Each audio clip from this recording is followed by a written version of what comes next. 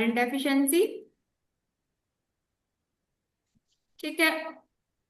Then हमारा pernicious, pernicious anaemia, anaemia भी लिख लेना आगे, ठीक है। देन ए हमारा सिकल सेल, और हमारा ए प्लास्टिक अनीमिया, जिसके अंदर हमारे बोन मैरो होगा, जिसके अंदर पैनसाइटोपिनिया हो जाता है। पैनसाइटोपिनिया मतलब ऑल दी हमारा blood product effective, RBC WBC platelet तीनों के तीनों ही लो हो जाएंगे। देन एक होता है हमारा हिमोलाइटिक अनीमिया। हिमोलाइटिक में तो क्या होता है, हिमोलाइटिक हिमोलाइसिस मतलब आरबीसी है वो डिस्ट्रक्शन होना स्टार्ट होती है। कॉज हो सकते हैं, most of your iron deficiency anaemia वो मोस्ट कॉमन है।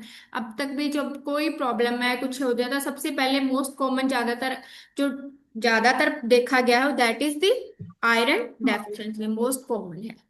ठीक है। ये अब हम मुझे बताओ कि हमारा जो आयरन है उसका एब्जॉर्प्शन कहाँ होता है। मैम इंटेस्टाइन में होता है। हमारा इंटेस्टाइन में, इंटेस्टाइन में भी हमारा जो ड्यूडेनम है होता वहां पे है। होता है। अब किसी पेशेंट को फॉर एग्जांपल ड्यूडेनम की प्रॉब्लम है, ठीक है, जीआई, जी। है ना, जीआई प्रॉब्लम है, तो उनमें क्या हो जाता है, आयरन डेफिशिएंसी एनीमिया हो जाता है। क्यों? क्योंकि आयरन है वहां पे प्रॉपरली एब्जॉर्ब नहीं हो पाता। तो इसलिए जो भी अगर कोई जीआई सर्जरी हुई है ड्यूडेनम की हमारे, ठीक है, इंटेस्टाइन में हमारा सर्जरी हो गया, लाइक हम कर देते ना पेशेंट की रिसेक्शन कर देते हैं, कोई रीजन फॉर एग्जांपल पेशेंट को बहुत ज्यादा कोई कैंसर था फॉर एग्जांपल, है ना, ड्यूडेनम का कैंसर था, या फिर इन केस में बहुत ज्यादा पेशेंट को अल्सरेटिव कोलाइटिस है। ठीक है, अल्सरेटिव कोलाइटिस सुना है आपने? हम्म।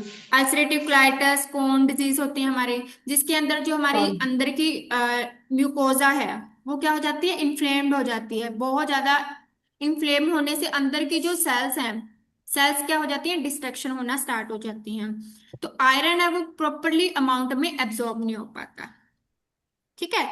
तो ये इनकी रीजन से मोस्टली जो ड्यूडेनम है, ड्यूडेनम उनकी वजह से ही कोई प्रॉब्लम ड्यूडेनम में है, उसकी वजह से आयरन प्रॉपरली एब्सॉर्ब नहीं हो पाता, that is the mall absorption syndrome. Clear? इस पे कभी क्वेश्चन आ जाता है कि आयरन का डेफिशिएंसी में मोस्टली एब्जॉर्प्शन कहाँ होता है, एब्जॉर्प्शन की वजह से जैसे कोई माल एब्जॉर्प्शन सिंड्रोम दे दिया होगा आपको, ठीक है, जीआई या ड्यूडेनम का कोई अगर ड्यूडेनम अल्सर है, आप आपने खुद दिमाग लगाना है, ड्यूडेनल अल्सर है इसकी वजह से पेशेंट को आयरन डेफिशिएंसी अनीमिया हो रहा है, तो उसमें भी हम पेशेंट को आयरन सप्लीमेंट्स देते हैं। ठीक है।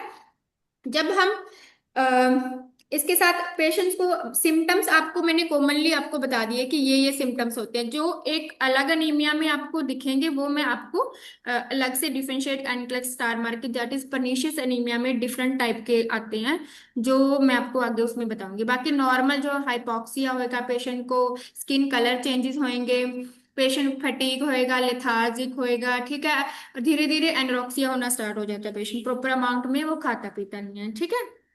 देन एक आयरन डेफिशिएंसी एनीमिया हो गया, इनकी वजह से हो गया। सेकंड, अगर डाइट में ही आयरन कम ले रहे हैं तो आयरन रिच डाइट ना लेके डाइट लो इन आयरन।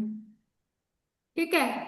अगर फॉर एग्जांपल आयरन ज्यादातर हमने देखा है जो मीट, है ना, फिश, पोल्ट्री, हमारा चिकन, इनमें हमारा ज्यादा होता है आयरन। अगर फॉर एग्जांपल अगर पेशेंट वेजिटेरियन ही बहुत ज्यादा ले रहा है, वेज है, तो उनमें भी कई बार आयरन डेफिशिएंसी एनीमिया हो जाता है। ठीक है। एंड सेकंड हमने कितना होगा, फर्स्ट हमने आपको ये डिस्कस कर दी, फर्स्ट सेकंड आयरन, थर्ड होगा प्रेगनेंसी। प्रेगनेंसी में देखा आयरन कम हो जाता है एंड में जाके, यस मैम। है ना।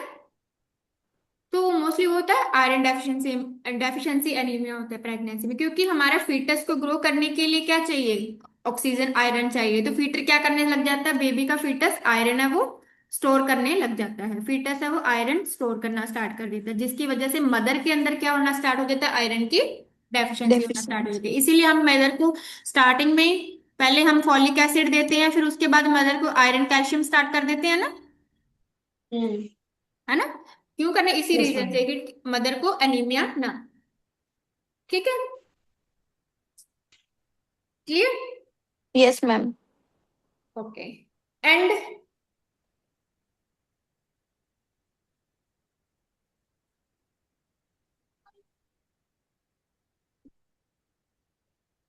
मैं रब कर दूं? हाँ। आप साथ साथ में ना नोट्स बना लिया करो, ठीक है? छोटा छोटा लिख लिया करो, सो दैट कि आपको इजीली याद रहे। थ्योरी तो आपके पास है, सारा स्लाइड्स भी आपको ऑलरेडी आपको प्रोवाइड की हुई हैं, पर साइड साइड बाय छोटा छोटा स्मॉल स्मॉल पॉइंट्स आप लिख लिया करो, सो दैट अगर एंड एंड डेज में आपको बड़ा बड़ा ना पढ़ के, अगर टाइम है तो बड़ा भी पढ़ो, बट जब एंड वाले प्रिपरेशन डेज होंगे तब आपके हैंडी नोट्स ही आपको बहुत ज्यादा काम आएंगे, ठीक है? एंड वन थिंग, अगर पेशेंट का 1 ml ब्लड लॉस होता है ना, एटलीस्ट 2 ml ब्लड लॉस है, उसके अंदर 1 mg आयरन हमारा लॉस हो रहा है। समझा है? इसलिए हम पेशेंट्स में देखते हैं ना कि ब्लड लॉस को भी जब हमारा कोई भी सर्जरी हुई है या फिर डिलीवरी हुई है ना, उसमें मोस्टली लिखते होते हैं ना नोट्स के अंदर कि कितना ml ब्लड लॉस हुआ है उसको। Have you ever seen?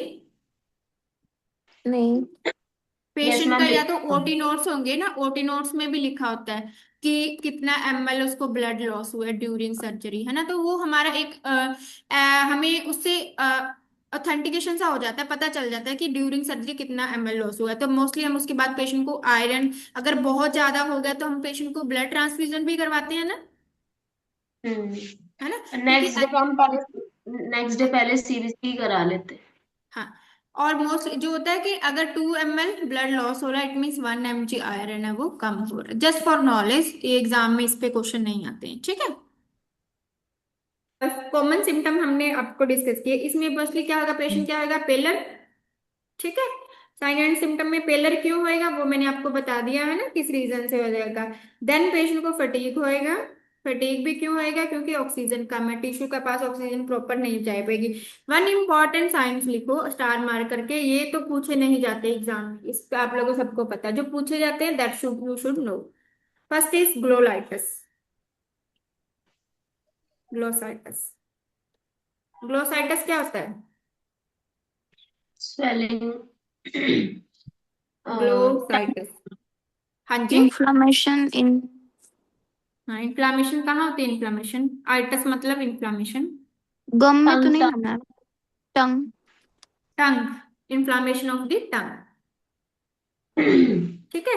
ये देखी जाती है, क्यों? क्योंकि क्या हो जाता है, हमारी जो सेल्स होती हैं उनको ग्रो करने के लिए भी, ग्रोथ के लिए भी फर्दर ऑक्सीजन रिक्वायरमेंट होती है, ठीक है? तो इसके अंदर हमारी सेल्स है बहुत ज्यादा टू मच रैपिडली ग्रो हो जाती है। सेल्स के अंदर हमें आयरन चाहिए होता है हर चीज को ग्रो अप करने के लिए, ऑक्सीजन कम आएगी, आयरन कम आएगा, जिसकी वजह से सेल्स क्या हो जाती है, ओवर ग्रो होना स्टार्ट हो जाती हैं। तो मोस्टली हमारा जो लिप्स है, हमारा गम्स है, तो उसमें क्या हो जाता है, एट्रोफी हो जाती है। तो इन वाले पेशेंट में glossitis and stomatitis, inflammation of the mouth and lips, STOMATIS,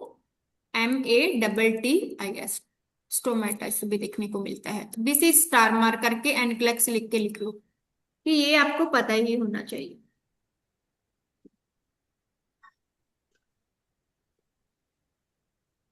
ठीक है?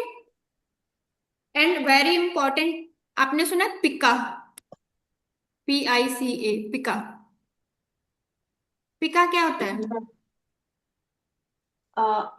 मैम, पाइक जो जो सैंड्स खाते हैं शायद। सैंड्स खाते हैं ना, कुछ भी abnormal okay. Thing like patient को आइस खाते हैं, है ना? आइस भी खा हाँ। सकते हैं, सैंड, क्ले, है ना? जो आयरन हम्म। वाले होते हैं ना, उनमें मोस्टली पिका होता है, मतलब दे हैव अर्ज, उनको ऐसे होता है कि हम मिट्टी भी खा लें, आइस भी खा लें, क्योंकि हमारा ब्रेन जो होता है ना, ब्रेन उसको स्टिमुलेट मिलता रहता है आयरन कम होने से। उसके अंदर एक अलग से कह लो कि कंपनसेट करने के लिए, एक तो बार बार उसका जो है स्टोमेटस हो जाता है, उसको आयरन कम हो जाता है, तो उसकी वजह से एक पेशेंट को अलग ही सेंसेशन कह लो कि उनका ब्रेन है वो स्टिमुलस होता रहता है उससे। तो उनको मोस्टली आइस खाने की क्रेविंग होती है या क्ले खाने की होती है। एग्जाम में आपको आइस ऐसे, क्ले ऐसे करके नहीं लिखा होगा, वहां पे वर्ड लिखा होगा पिका, इसलिए प्रेगनेंसी में भी देखा आपने, जब मदर्स होती हैं कई बार क्ले वगैरह खाना शुरू कर देती हैं। और हाँ। जिन बच्चों में ये ज्यादातर देखा गया, बच्चे होते हैं ना छोटे बच्चे जिनमें आयरन डेफिशिएंसी होता है, तो वो आइस बहुत खाते हैं कई कई बच्चे। आपने कभी नोटिस करना, अगर नहीं, मैंने बहुत बार बच्चों को देखा है, तो वो आइस मैम के मैं खुद खाती थी, इंडिया में थी ना तब तो। खाते थे। मिट्टी खाती थी मैं। मिट्टी भी खाते थे, तो ये होता है कि मोस्टली में आयरन डेफिशिएंसी होती है, उसकी वजह से हम लोग खाते होते हैं। चौक भी बहुत खाते थे बच्चे छोटे होते हैं ना। हम्म। चौक चौक भी बहुत खाते हैं। चौक एक टाइप का क्या है, उसके अंदर क्ले ही है, मिट्टी ही है। ठीक है। So this is the sign and symptom, ये भी आपको स्टार मार्क करके पता होना चाहिए। ठीक है। इसके अंदर बच्चों में क्या साइन एंड सिम्टम है, जैसे भी बच्चों का ही शुरू हो गया, तो वाले बच्चे होते हैं ना, उनको किस रीजन से हो सकता है अनीमिया। छोटे बच्चे अगर बहुत ही एक्सेसिव, ये भी एग्जाम में कई बार पूछ लेते हैं, एक बार कई बार बड़ों का ना आके छोटे बच्चों का आ जाता है। बड़ों का तो हमने रीजन देख लिया कि किस किस रीजन से आयरन एब्जॉर्प्शन कम हो सकता है। अगर बच्चों में कैसे हो सकता है, इन्फेंट्स है या फिर टॉडलर है, अगर वो एक्सेसिव अमाउंट में मिल्क पी रहे हैं। ठीक है। एक्सेसिव इनटेक ऑफ मिल्क, तो मिल्क बहुत ज्यादा होने से क्या होता है, आयरन का एब्जॉर्प्शन है वो कम हो जाता है। Excessive intake of milk. ठीक है। ये भी स्टार मार्क करके लिख लेना, इस पे भी कई बार एग्जाम में पूछ लेते हैं। ठीक है। हो गया ना। क्योंकि अगर प्री टर्म बेबी है, उनको ब्रेस्ट फीड देते हैं, तो ब्रेस्ट फीड में तो प्रॉपर अमाउंट में क्या होता है, आयरन वगैरह भी होता है। ठीक है, सारे हमारे ब्रेस्ट फीड में न्यूट्रिएंट्स होते हैं। बट अगर प्री टर्म बेबी क्या होते हैं, वो एक्सक्लूसिवली, मतलब टोटली क्या हो जाते हैं, बॉटल फीड पे डिपेंडेंट हो जाती हैं। तो जैसे जैसे वो बड़े हो जाते हैं, तब भी वो टू मच अमाउंट में बॉटल फीड ही लेते हैं। तो बॉटल फीड में क्या हो जाता है, इसीलिए हम बेबी को बोलते होते हैं कि आयरन, जैसे जैसे बच्चा बड़ा होता है, 4 मंथ्स का होता है, साथ साथ में हमने आयरन 45 जो फूड है वो भी स्टार्ट करना होता है। ठीक है। तो अगर हम बच्चे को आयरन 45 फीड ना देके बच्चा अकेला बॉटल फीड मिल्क ही लेता रहता है, तो उनमें बच्चों में भी क्या होने के चांसेस होते हैं, आयरन डेफिशिएंसी अनीमिया होने के चांसेस हो जाते हैं। क्लियर। हाँ। हाँ। और क्या, जो बहुत ज्यादा वैगन डाइट खाते हैं, वो तो मैंने आपको पहले ही बता दिया ना, वैगन डाइट लेते हैं, तो वैगन डाइट के में भी आयरन कम हो जाता है बच्चों का। ठीक है। वीगन डाइट में तो मैम आयरन होता ही नहीं है। हाँ जी। मैम B12 नहीं होता। हाँ जी। मैम B12 नहीं होता ना। B12 भी होता है, आयरन भी कम हो जाता है। ठीक है। हम्म। मैम आयरन तो ग्रीन लीफी वेजिटेबल्स में ज्यादा होता है ना। हाँ जी, ग्रीन वेजिटेबल्स में भी होता है, बट ये ज्यादा जो आयरन होता है वो हमारा जैसे बीफ हो गया, हमारा जो फिश हो गए, इनमें ज्यादा होता है। नॉन वेज वाले मैम उसमें होता है। बी आयरन में भी बी होता है, जैसे हम वो लेते हैं बी स्पेनिश। ट्वेल्व होता है ना। हाँ मैम B12 जो होता है वो रेड मीट और इन सब में होता है। B12 भी कम होता है, लेकिन अगर पेशेंट वैगन डाइट ही लॉन्ग टाइम के लिए प्रेफर करता है, तो उसमें भी आगे फर्दर आयरन की डेफिशिएंसी भी कम हो जाती है। विटामिन B12 भी कम होता है। विटामिन B12 के कम होने से, अगर लॉन्ग टाइम के लिए पेशेंट का विटामिन B12 भी लो रहता है, उसकी रीजन से भी पेशेंट को आयरन डेफिशिएंसी एनीमिया हो जाता है। इसलिए विटामिन B12 को भी करेक्ट करना बहुत इंपॉर्टेंट होता है। ठीक है। हम्म। अगर फॉलिक एसिड है, फॉलिक एसिड की भी डेफिशिएंसी हो रही है, फॉलिक एसिड भी हमारा आगे आयरन, आयरन सिंथेसिस, आयरन आगे उसमें भी फर्म होता है। तो फॉलिक एसिड भी लॉन्ग टाइम के लिए कम रहता है, तो उससे भी पेशेंट को आयरन डेफिशिएंसी एनीमिया हो जाता है। बट इसमें एग्जाम में इतना इस पे पूछा नहीं जाता। मोस्टली जो पूछा जाता है वो मैंने आपसे डिस्कस किया, कि अगर बच्चा है वो और लॉन्ग टाइम के लिए मिल्क ही लेता रहता है, तो मिल्क की वजह से बच्चों में मोस्टली इस पे पूछते हैं कि आपको मिल्क, बच्चे का दिया होगा, सिनेरियो दिया होगा, तो वहां पे ऑप्शंस आपको दिए होंगे कि हमने आयरन को देना थे, इस पे क्वेश्चंस आते हैं। ठीक है। ट्रीटमेंट कैसे करना है अपने आयरन का, तो आयरन के लिए हम क्या देंगे पेशेंट्स को, आयरन सप्लीमेंट। कम है तो आयरन स्टार्ट करेंगे। अगर बहुत ज्यादा कम है, जैसे पेशेंट का 6 से भी लेस है, उस केस में हम आयरन इन्फ्यूजन स्टार्ट करते हैं। पर यूजुअली हम पहले आयरन सप्लीमेंट्स ओरल से स्टार्ट करते हैं। तो ओरल सप्लीमेंट्स आयरन देते हैं। जब पेशेंट आयरन ले रहा है, तो अभी हमें किस किस बातों का ध्यान रखना चाहिए। ठीक है।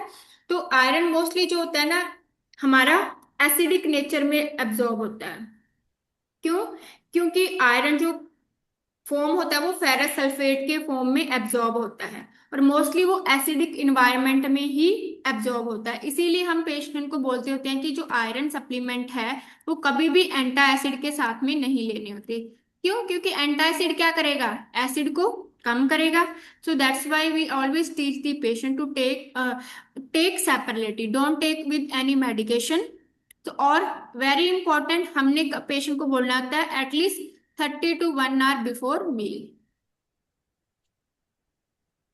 For better absorption, and teach the patient to take it with vitamin C. Vitamin C हम पेशेंट को बोल सकते हैं आयरन सप्लीमेंट है वो ऑरेंज जूस के साथ ले सकते हो। ठीक है। और कभी भी हमने कैल्शियम वगैरह उनके साथ में मिल्क, कैल्शियम मिल्क इनके साथ में भी हमने कम नहीं लेनी होती है आयरन सप्लीमेंट। क्यों? क्योंकि इससे क्या हो जाता है, आयरन का एब्जॉर्प्शन है वो क्या हो जाएगा, ज्यादा होएगा कम होएगा? कम हो जाएगा। कम हो जाएगा। ठीक है। एंड हमने पेशेंट को एक और होता है कि इससे ना, जब हम आयरन लेते हैं, कभी आपने देखा आयरन लॉन्ग टाइम के लेते हैं, हमारे जो टीथ है स्टेनिंग होना स्टार्ट हो जाती है ना, टीथ के ऊपर स्टेनिंग होना स्टार्ट हो जाती है। तो always teach the patient to, अगर हम वो डाइल्यूशन आयरन के सप्लीमेंट सिरप ले रहे हैं तो उनको बोलना है कि वो स्ट्रॉ के साथ भी ले सकते हैं, टीथ पे वो स्टेन ना पड़े। ठीक है। आप ले रहे हो तो समटाइम जो स्टूल का कलर है वो चेंज होना स्टार्ट हो जाता है। तो हमने पेशेंट को ये भी टीच करना है कि वो कोई ब्लीडिंग नहीं है। ठीक है। बट मोस्टली क्या होता है, स्टूल का कलर है वो चेंज होना स्टार्ट हो जाता है। तो पेशेंट को ब्लैक और कैसे कलर का हो जाता है, ब्लैक और डार्क कलर स्टूल, ये इसका मेडिसिन का साइड इफेक्ट है, लो कलर चेंज होता है। So that is normal. हमने ये हमेशा टीचिंग प्लान में पेशेंट को गाइड करना होता है। डायरिया या कॉन्स्टिपेशन भी हो सकते हैं, डायरिया या फिर कॉन्स्टिपेशन, बट मोस्टली क्या देखा जाए, ज्यादातर क्या होता है, कॉन्स्टिपेशन। कॉन्स्टिपेशन होता है। तो हमने पेशेंट को बोलना होता है कॉन्स्टिपेशन को प्रिवेंट करवाने के लिए क्या लेना है, फ्लूइड इनटेक ज्यादा रखना है। ठीक है। हाई फाइबर डाइट रखनी है। कॉन्स्टिपेशन से रिलेटेड हमने पेशेंट को गाइड करना है। ठीक है। पेशेंट का जो हम सप्लीमेंट देते हैं मोस्टली जो ओरल देते हैं, ओरल के अंदर क्या आता है, फेरस सल्फेट। ठीक है। एंड आयरन के जो आईएम इंजेक्शन भी लगते हैं, कुछ हम आईवी भी देते हैं, दैट इज आयरन डेक्सट्रेन। आयरन डेक्सट्रेन ये पेशेंट को आईवी या आईएम भी देती है।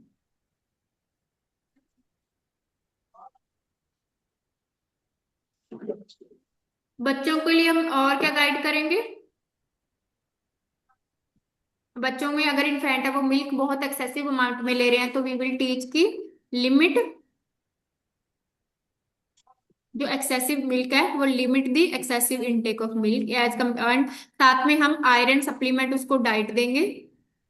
ठीक है। अगर तो मीट फिश वगैरह लेता है बच्चा तो हम उसके लिए बोलेंगे मीट फिश, है ना। और हम ग्रीनी लेफ वेजिटेबल जैसे स्पाइनच, ठीक है, एंड होल ग्रेन, ठीक है, ग्रीन लीफी वेजिटेबल्स।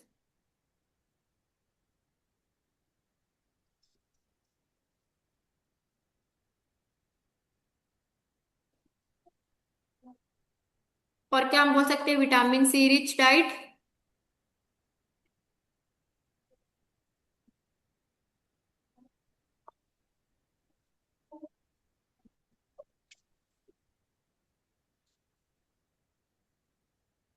जब ब्लड इन्वेस्टिगेशन कराएंगे हम, ब्लड इन्वेस्टिगेशन के अंदर जो हमारा एचबी लेवल है वो भी कम आएगा।